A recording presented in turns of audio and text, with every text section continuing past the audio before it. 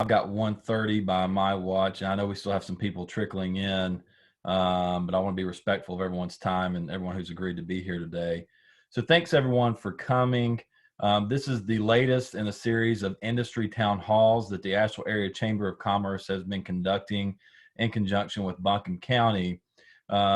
Today's town hall will be focused specifically on professional services and folks in the professional services industry. So thanks to you all for tuning in here today.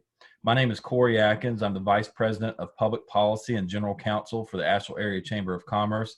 So welcome here today. I formally come from this series, and I guess I can still consider myself part of this industry of professional services. So we thought it'd be appropriate for me to be the moderator of today's town hall. Before we begin, let me express appreciation again. We've done this before every town hall, but I do think it's very important to really show our support and appreciation for the level of collaboration that we've seen between public and private sectors during this crisis. It's really been one of the silver linings of this moment, in my opinion. And the town halls we're holding, like the one today and the ones we had Monday, Tuesday, and yesterday, are another example and many examples of how we've worked together. But let's talk about what this town hall meeting is and what it is not. For those of you who are watching, this meeting is about giving the health department the opportunity to listen to business owners about your ideas and best practices around safely conducting business as we continue to deal with COVID-19. It's also a time for them to hear about the things that you haven't figured out yet, whether it's where to obtain masks, sneeze shields, gloves, or how to ensure social distancing is accomplished, or any of the hundreds of other issues business people like us have to deal with when operating during coronavirus. What this meeting is not, however, is not a time to lobby or advocate the health department about whether or when we reopen or not reopen. You won't come away from this meeting, unfortunately, with a deadline for when you should prepare to reopen either. But what you will get is a better understanding of how those decisions will be made. Today, we'll hear from Fletcher Tove, who's the Public Health Emergency Preparedness Director for Buncombe County, as well as some representatives from the industry that we've asked to join us here today. We have Sabrina Rockoff from McGuire Wood and Bissett, Meredith Campbell from Express Employers, Services, and Ben Hamrick from Johnson Price Sprinkle. These folks are with us today to really join us as conversation starters who may spark ideas or questions that you want to pursue. After hearing from all these groups, we'll ask a series of questions and ask you, the people who are watching here today, to respond in the chat feature. We are recording all of these sessions, and we'll be asking that you make use of the chat feature to give your input. This will allow the health department to have a literal record of what's been said. We've done about 10 of these this week. Actually, I think we did 9. So that transcript and all these chat features will really help build a record. We'll also work on publishing a frequently asked questions document, especially if we can't get to all the questions within the time frame we have. On the slides, we really encourage you to think about and not be shy as you see the questions come up, your own ideas or questions. Please do not be shy, because I guarantee you, if you have a question, someone else watching here today has the exact same question, whether you think it's silly or not. And also, we really want you to give your feedback at the end via that same chat feature about what you thought about the call and was it helpful for you as a business owner. Now, we hope that by doing this, we can identify any community-wide barriers that we need to address, that the health department will have a better context for decision-making about businesses reopening, and that you as an owner or manager will start your preparations for reopening so that you're ready whenever that day does come.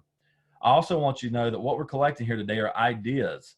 And just because we discuss an idea and we all like it on this call doesn't guarantee that that's exactly how things are going to go. So it's really the health department's responsibility to determine which ideas provide adequate safety, not ours, no matter how much we like them. So let's get started, shall we?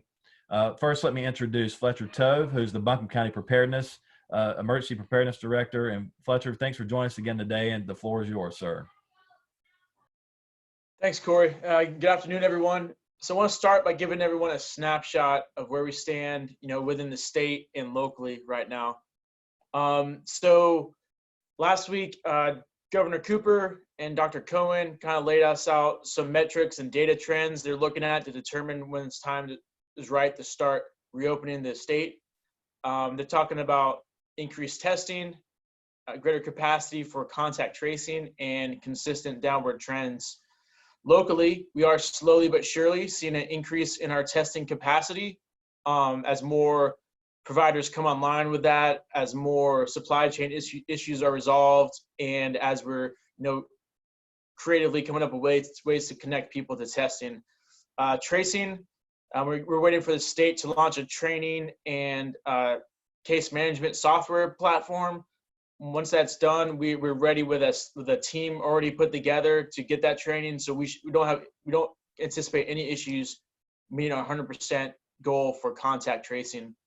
And then for trends, we're trying to emulate the data the state's looking at a local level, and we made some progress in that. It's up on buncombecounty.org. You can see our data trackers.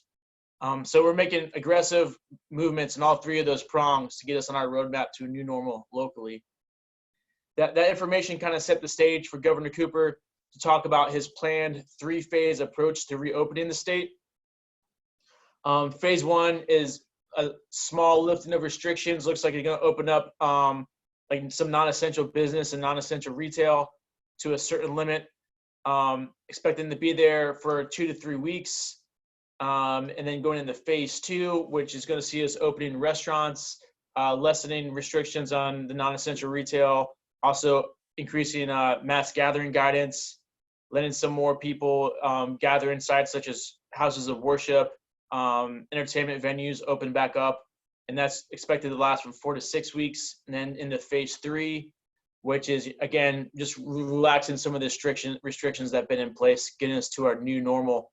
So I think it's important for everyone to be in the mindset that although we're having the conversation about reopening, according to what the current governor's framework is that this is getting to phase 3 like late June, early July. So it's not just a problem for May. This is a May, June, July slow and deliberate reopening from what we understand so far.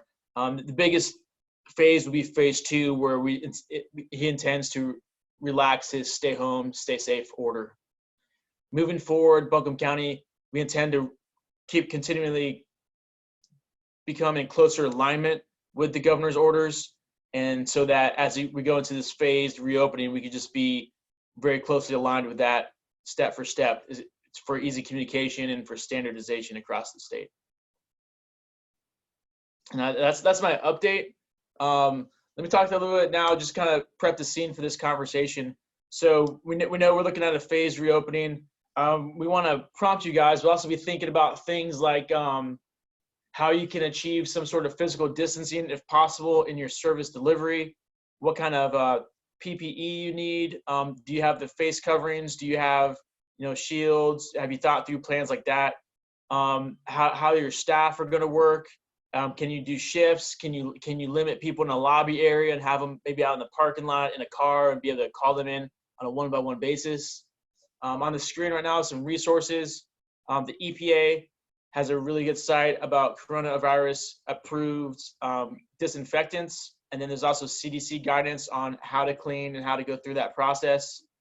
There's some resources for businesses and a local supply connector for if you want to get specific PPE.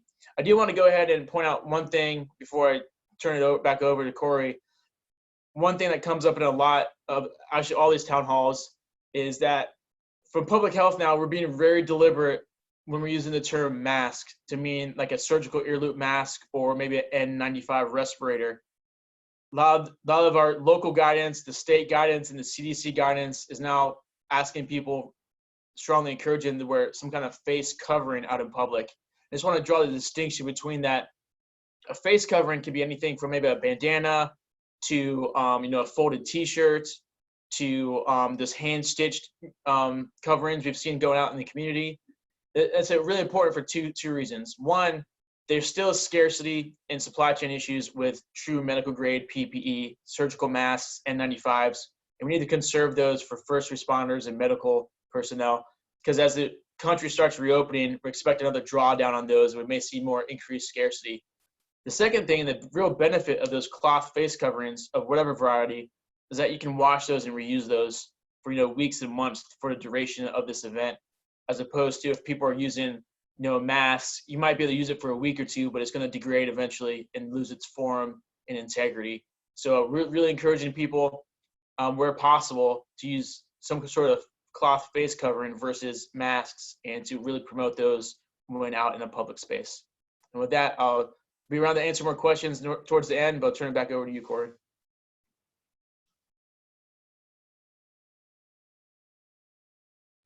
Need to unmute myself. Before we move on, Fletch, and inevitably this question is going to come up. We saw the phases on the previous slide. Do we anticipate, and does the latest best intelligence tell us that we anticipate phase 1 beginning after the May 8th order from the governor drops? Or do we know that yet? So we don't know for sure, but from the language we've seen and the movements we've seen, we're thinking that we might roll straight into phase 1 on May 9th, even though we're not necessarily meeting some of the 14-day trend criteria the governor put in place. So kind of what we're running a bunch of parallel planning processes, but if that happens, we're expecting maybe the governor saying we're going to go ahead and go into phase 1 because the data supports it, but going forward is when we're going to have to meet these metrics. So it may be that early, but it may not. So can't really weigh one way or the other, but we're planning for both scenarios. Okay. And do you have any advice for Christopher there before we move on to our representatives here about the cleaning requirement that maybe come in? That's a good question. We're consistently pushing out the EPA and CDC guidance on cleaning. We've seen some people spend large amounts of money for a really intense industrial cleaning, and that's your prerogative, you can, but if you just meet the standards in that CDC guidance, which is really not that extreme, it's pretty fundamental. That's the standard we'll be looking for. Yeah, and I mean, I just think from a business owner perspective, you'd want to have that done anyway, just to protect yourself and your employees as much as any potential customers or clients coming in. So it makes all the sense in the world to me. If we can get the next slide, please. All right. So I mentioned earlier, our panelists who have joined us here today.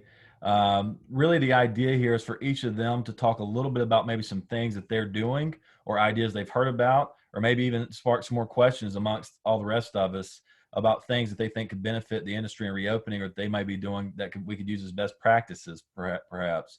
And so we'll start off with my friend Sabrina Rockoff with McGuire Wood Bissett. And Sabrina, thanks for joining us here today. I'm glad to have you. Sure. Well, thank you for having me. I think that, right now I think in a lot of ways it's easier for some of us to know what to do than it feels like it's going to be when we start reopening. And so, we've tried to sort of think about social distancing with respect to our employees and then social distancing with respect to our clients. And we started with kind of dividing it up into those two areas that we know we're going to need to address, and probably address in different ways. One of the things that we've learned, you can see you may be able to tell I'm in my office today. We've had a rotation of having one attorney assigned to the office with a staff person who can make sure things are running well in the office, but everyone else has been at home for some time. And we've actually learned that we can do a lot from home. So, what we're looking at is, at least through some of the phases, keeping up a rotation, but a rotation that may include more people than we have right now, and kind of starting off slow and adding to make sure that we can maintain the social distancing that's necessary for our employees. One thing that we're still thinking about is, and perhaps there'll be more guidance on this, but is trying to set a standard for what is going to be expected of clients. Because one of the things we've learned just in still having some very minimal, but some minimal client interaction during this time, signing important documents, that sort of thing, is that people have very different tolerances personally for what they think is appropriate. And so setting a level that's going to be our expectation for everyone, we feel like is going to be really important. And, we're still kind of feeling through what those levels might look like depending on the different phases. And that's a place where I think we're still hoping for some guidance so that everyone's doing the same thing and it becomes more of a social norm that everyone comes to experience. One thing that we did for our employees, just as an idea, and then I'll turn it over to the next panelist. This week, I've been sending out an email every week to our employees. And this past week, I asked them to be very mindful this week of things we figured out actually work better this way. In other words, don't, just say, oh, we can't wait for things to get back to normal, but really to step back. And as you go through your week, think about what are things we've learned that we actually can do in a different way that's more efficient, or is better for client service, or it's better for us. And let's all make a list of those, so as things start to return to our new normal, we don't lose those things that we've learned. We also think that's really important. So with that, I'll turn it over to whoever is next. Yeah, that's great. Thanks, Sabrina. That's actually a really neat concept. I think a lot of people should be doing something similar to that. I just want to make note that Ellis with the county nursing director, just posted the latest guidance from the CDC. So definitely take note of that and utilize that resource if you're not already as a business. I'll turn next to Ben Hamrick, who is CEO of Johnson Price Sprinkle, a CPA firm here in town. And Ben, thanks for joining us. And the floor is yours, sir. Great. Thank you, Corey. Thanks for putting this together. I think we're all looking for as much information as we can get as we go through the next few weeks and months, as it will be. We closed our offices back March 15th, and we have been working totally remotely since. What we found is investments in technology really pay off at a time like this. But that's worked out pretty well. We've had one administrative person in the office, and there might be one or two others in just from time to time out of, say, 40 or so people. And been trying to keep that down well below 5, and it usually is probably about 2. We've made the decision, and of course this always changes, every day changes, every week changes, we have new information every day. We've made the decision we're going to continue remotely through the month of May, and probably we have not had any client face-to-face contact other than using Zoom and technology, and we will probably continue that on into the summer, is the way we're seeing it right now. Now, next week I might have a different story. A couple things that we've done recently is we started, I guess this past week, talking about what this reentry might look like whenever we get there. And we certainly think it will be in stages, but one thing we did, Stephanie Emerson, who I think is on this session too, she put together a SurveyMonkey survey to send out to all of our people to get ideas from them, kind of gauge their comfort level, get a feedback on their concerns, and those responses are just now starting to come in. So I think that'll be good information for us to use as well. The one thing, probably the biggest struggle that I think we've had as a firm working remotely, we're there used to seeing everybody every day. That I know Sabrina and her firm do the same thing. And when you're not seeing each other, you lose contact and that connection that's really important. And communication's probably been one of the biggest struggles we've had. We think we're doing a really good job keeping people healthy and keeping people safe and keeping the distancing. And I've started every week, I do a little video and kind of an update and send it out to everybody across our 3 offices, just to try to keep some communication going. I expect over the coming weeks, we'll develop a reentry plan. I know everybody else is thinking about this too, but very likely will be a very staged kind of a process where maybe we allow up to 5 or 6 people in the office and plan where they're sitting so they're not all together, and just some of those basic kind of concepts. But we're continuing to learn and trying to do the best we can to communicate and look after our people. We've talked with our landlords about cleaning, about elevator access, they've already posted 1 person per elevator, change the cleaning schedules. We're going to do that internally. I mean, it's just all these things that every day I seem to learn something. So those are just a handful of things that I'll throw out. Yeah, I think that's great, Ben. I mean, I think that's makes a lot of sense. I hear you on the communication part. We're trying to do. You don't want to Zoom people to death, but you can't just pop around the corner and poke your head in someone's office either. That you used to be able to just say, "Hey, did you check in on this, or did you make that call?" Or so a lot more emails, a lot more Zoom calls these days to try to stay on top of everything and not feel like you're left out. So next we'll move on to, thank you, Ben. We'll move on to Meredith Campbell, who is franchise owner for Express Employment Professionals. And Meredith, I'm really curious in your case, because you're in the business of placing people in employment. Are you doing anything special or particular with those folks as they go in these workplaces? Are you having to do check-ins on the businesses that they may be going to? Otherwise, the floor is yours, but I am curious about that one aspect of what you do. Sure, absolutely. Thanks, Corey, and hi, everybody. Yeah, so we are in a little bit of a unique situation. We are a professional services employer. I have a staff of 9, so my priority is to keep them safe, but I also support and serve actually 4 buckets of people, right? I have my internal staff. I have companies that I staff for who have their own environments, their own policies, their own procedures. I had 200 contractors or so working at these places, and then I have people every day calling us looking for work. So I have all these different diverse people. I think, Sabrina, you said it well, they all have different needs, different expectations of what is safe and not safe, what's too much, what's not enough. So I am looking for some guidance on kind of what that standard is that I can enforce and ask, and then what my role is. Do I have to provide these things? Do they have to get them themselves? But so what happened for us is middle of March, we took my internal team and put us, much like Sabrina, on a rotation of work from home. So I have no more than 3 people in my office at a time. We're fully operational. We can recruit and hire and support without having people in the building, which was great to learn. I mean, really a forward movement opportunity for us. We were doing everything much more difficult than we had to be. So this has been a forced growing opportunity for us. So we are able to interview, on board, put people to work without any real slowdown.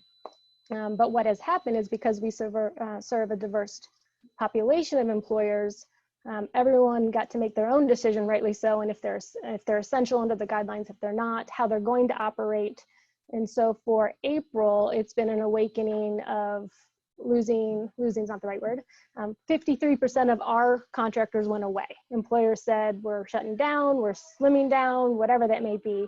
So now, after we made through that, our last week is really seeing how our clients, meaning employers, are going to open back up and what kind of talent they're going to need, and then how comfortable and willing people are to work.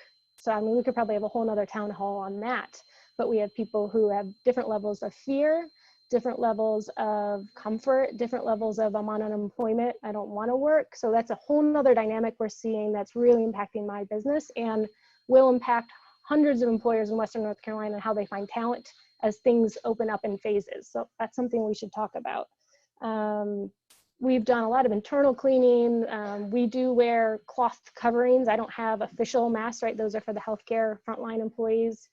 We've been able to do everything without anyone in our lobby, but that's something I need guidance on. With regards to our employers, Corey, I have gone out to a handful.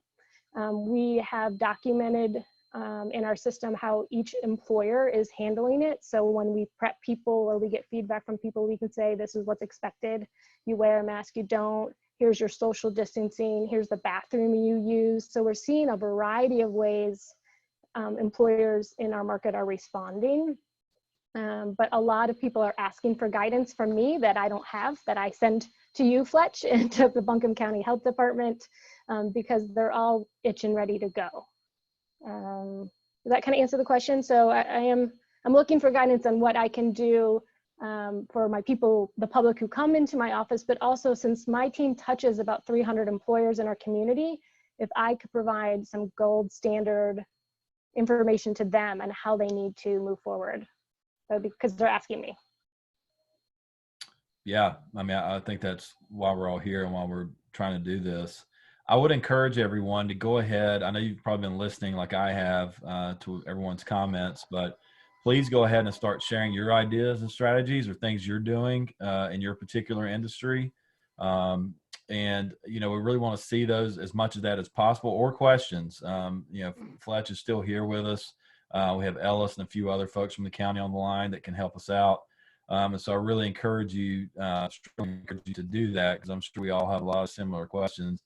Anything in those comments, Fletch, stir something up that you thought might be something to be worth addressing? Or Yeah, let me talk about a couple of things were just brought up, and also talk about some Okay. things that seem to be pretty consistent in the other town halls.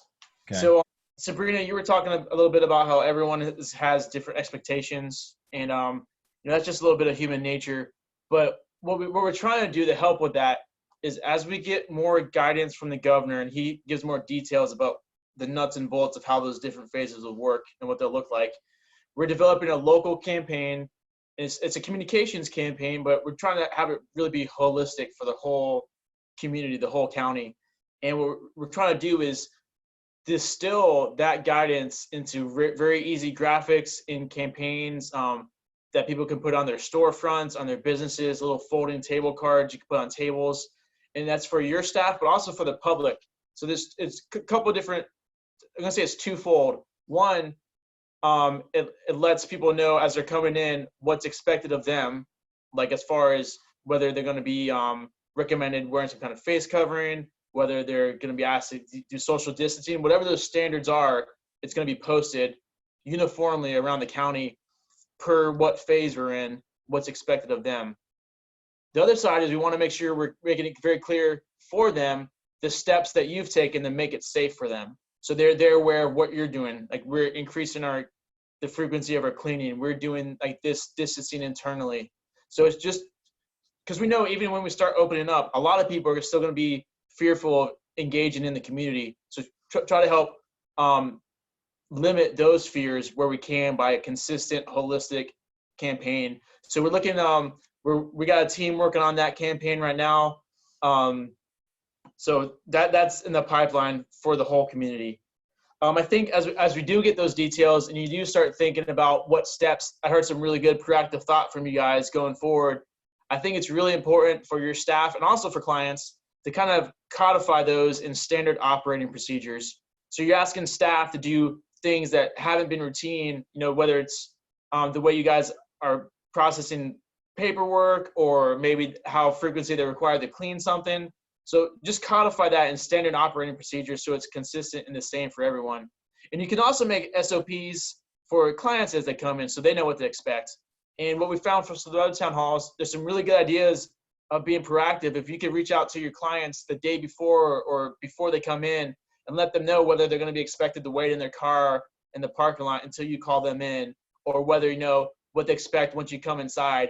Being proactive and starting that communications early, so you're not getting people like jumbled up in a lobby space and then having to explain it there. There's been a lot of questions about screening employees. So screening employees on a daily basis is absolutely a best practice. But I want to talk in a little bit more detail about that. If you have capacity or you can have the tools to do temperature screenings for people, you can do that. But you need to understand that temperature screenings alone do not constitute a good screening process. It needs to be coupled with symptomatic type questions about what they're feeling, and we can put resources up for that. But there's concerns that maybe half to a majority of people who have COVID-19 are never going to display a fever. So if somebody's feeling 1 or 2 symptoms, but says, "Oh, I don't have a fever, I only have 99 degrees," they might get this false sense of security.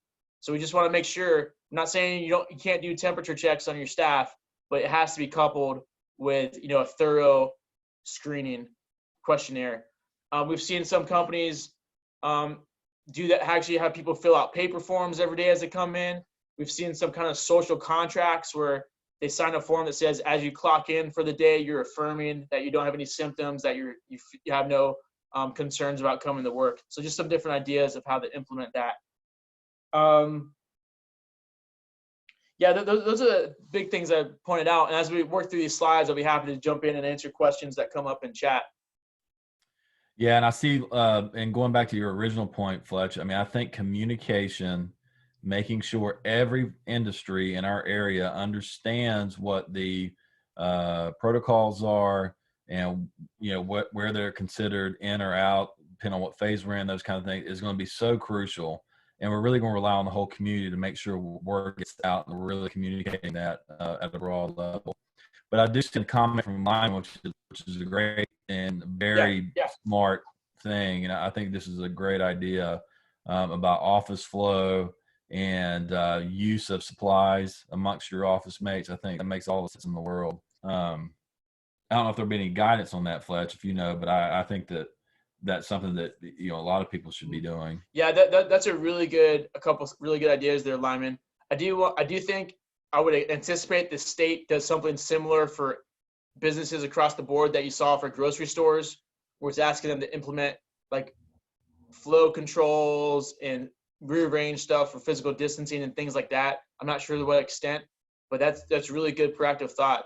I do want to point out real quick though, as we do those control the flow and we maybe restrict people from using certain doors or certain accesses, we want to do so in a way that's not going to violate any fire code. We never want to lock people from being able to get outside. So we can use tape or, you know, block it off in some other way, but we never want to do anything that's going to restrict people from going in and out of a door where they need to in an emergency.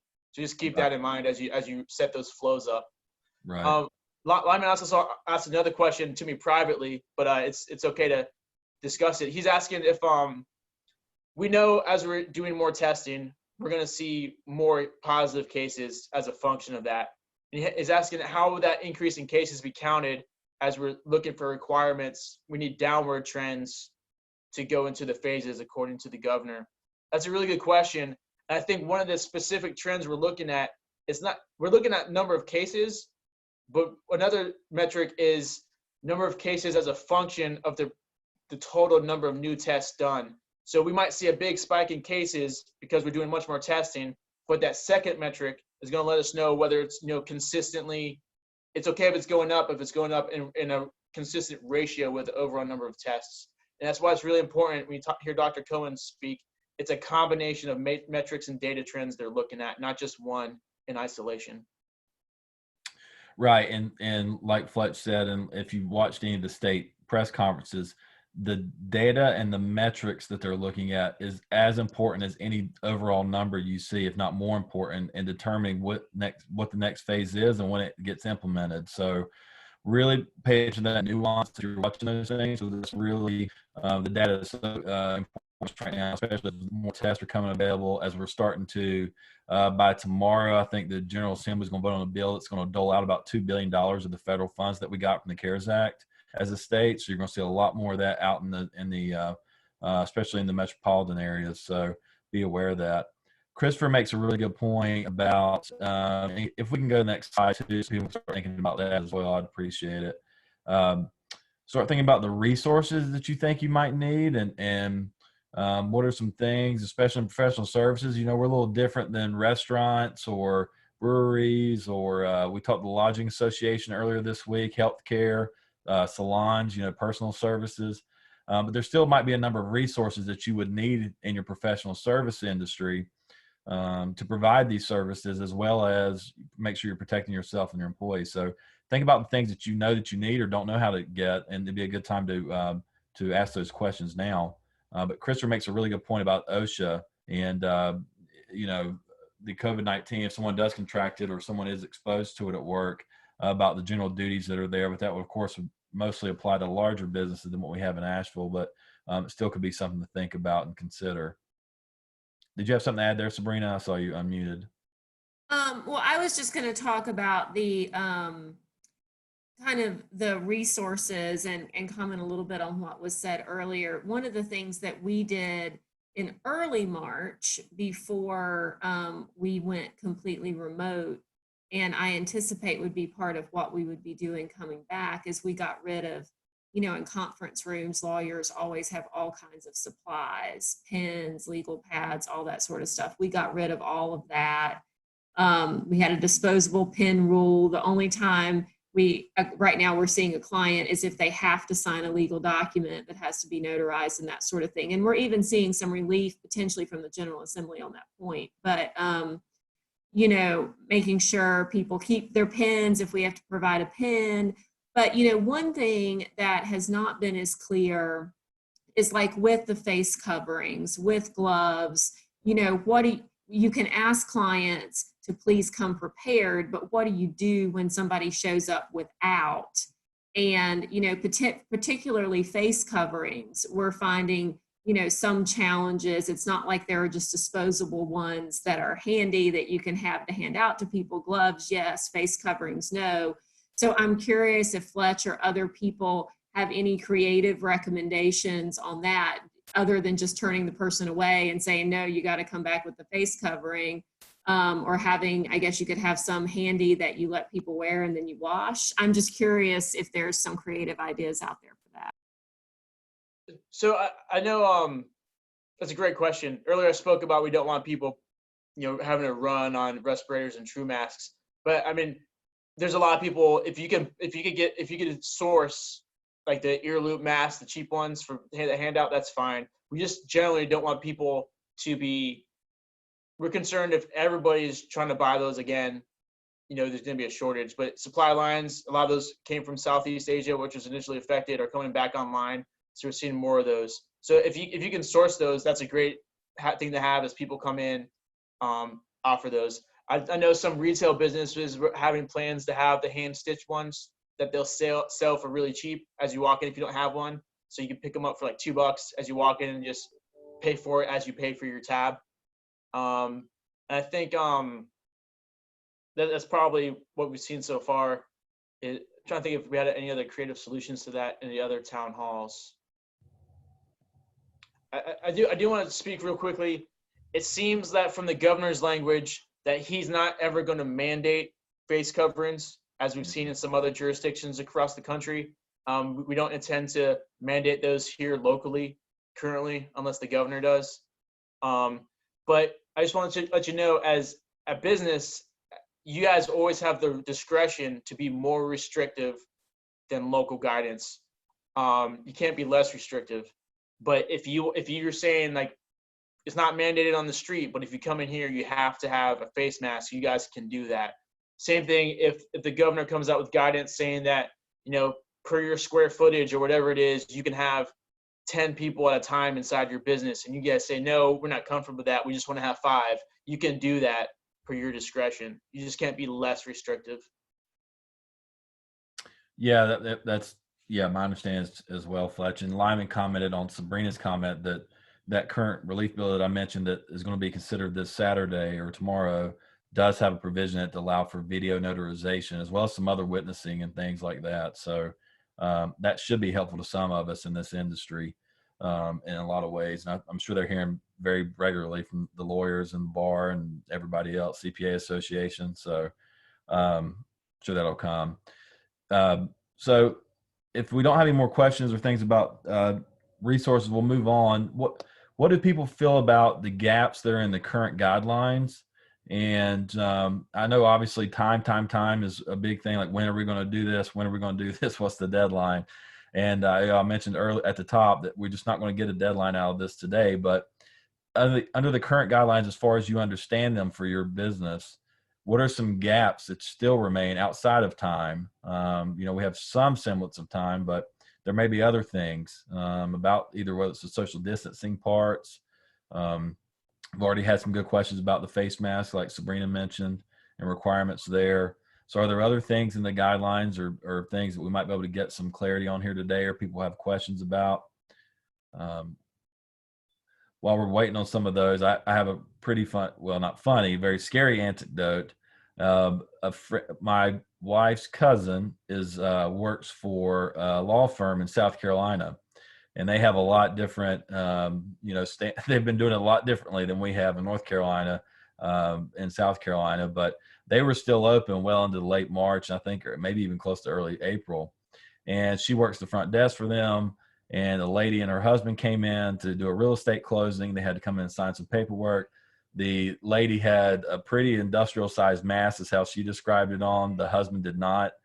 And they go into the back room, sit down in the conference room. Attorney comes in, closes the door. Within a couple of minutes, she hears the attorney screaming, what are you doing here? And it turns out the lady had tested positive for coronavirus and had shown up with her husband, who was not protecting himself outside of her wearing a mask, I suppose, and showed up at their lawyer's office with 20 or so people milling around and to do a real estate closing. So hopefully none of you have had that happen to you. It was obviously very scary. They had to shut down their office immediately. Everyone had to go get tested or quarantine themselves for 14 days. But really something, to think about as we're going throughout all this. Aaron Leonard, our Vice President of Communications, just posted a link to our website, which I was going to reference at the end. But there's definitely a lot of local companies that we can support during all this who have made the transition to produce some PPE, personal protective equipment, face coverings such as Mountain Merch. They have really cool logos on them. I got a feeling we're going to be dealing with these for a long time to come, so you might as well get fashionable, buy a bunch of different kinds. But we'll be sharing those lists on our website at www.ashevillechamber.org/coronavirus. That's really a good resource to find all the things that we've compiled from the SBA, from the governor's office, from DHHS, from CDC. And that's really a one-stop shop to get all those kind of resources that you might need as a business owner and hopefully find something helpful on there. Do you have anything to add with the gap in guidelines or any of this, Fletch? Yeah, and not necessarily a gap, but I want to make everyone aware of a new resource that just came online for us yesterday. It's our Buncombe County COVID-19 self-checker. And I ask for your assistance in pushing that out to the community. So if people feel like they're having a symptom, they're concerned about how they're feeling, or even if they just are maybe concerned that they've possibly been exposed, we have that tool online. You can find it by going to buncombecounty.org into our COVID-19 page, or just on that homepage, you'll see links to the COVID-19 checker. There's a lot of different self-checkers out there. The way ours goes above and beyond most of those ones, like the CDC and the Johns Hopkins ones, is that it's going to connect them to local resources. So it's going to, if they qualify through their responses for testing, we're going to connect them to a testing resource. If they need to isolate and they need follow-up, we're going to have a connection either through email or phone. They get to pick, and we'll follow up with them for 7 to 10 days from public health to check and see if their symptoms are getting worse or better. So it does two things for us. It connects the community to resources, whether testing, or eventually it'll connect the dots for us on our contact tracing. And two, it allows us to start collecting the data so we can have a better idea locally of the situation we're looking at, which unfortunately we haven't really had so far. So if you have staff or friends who are concerned, please let them know there's a Buncombe County self-checker available now. That's great. And I got a feeling I know how you're going to respond to Lyman's question, Fletch, but if you would address that, that'd be great. Yeah, so for our guidance, people coming from outside the state to stay in Buncombe County are required to quarantine for 2 weeks if they're for non-essential purpose. And that's still current in our latest revision. We're going to look at modifying that as we go through the phases, but for now, people coming as visitors are supposed to quarantine. So, I mean, we're not asking you necessarily, you have to ask everyone who's coming in, whether they're from out of town or not, and send them away if they're not. But you do have that. If you look at our latest order on the website, there's the clause there that stipulates that. If you know people are coming from out of state, I would ask them for a specific service, if it's essential, they can do that. But I would still recommend considering asking them to reschedule or wait, or see if you could do it virtually. Mm-hmm. And I think you would say probably ask them the questions from the questionnaire like you would your employees every day, Yeah. or whatever it might be, in addition to if you did do temperature checks, which, as you said, it's not a catch-all, but it doesn't hurt either. Might be worthwhile too. Right. If no one else has any other questions or comments, we'll go to the closing page and share our contact and emails. So if you do have other questions or closing thoughts, like we close out today and you're like, dang, 5 minutes from now, you're sitting out, you're having your happy hour drink because it's Friday, hopefully for most of us, and you're thinking about something that pops in your head, feel free to email those questions to business@buncombecounty.org. Really encourage you to do that. That's going to be open all the time. In addition, we sent a survey out about at the beginning of all this, about mid-March, and a lot of people in here filled that survey out. And it was more about the COVID-19 immediate impact on your business and what you were doing.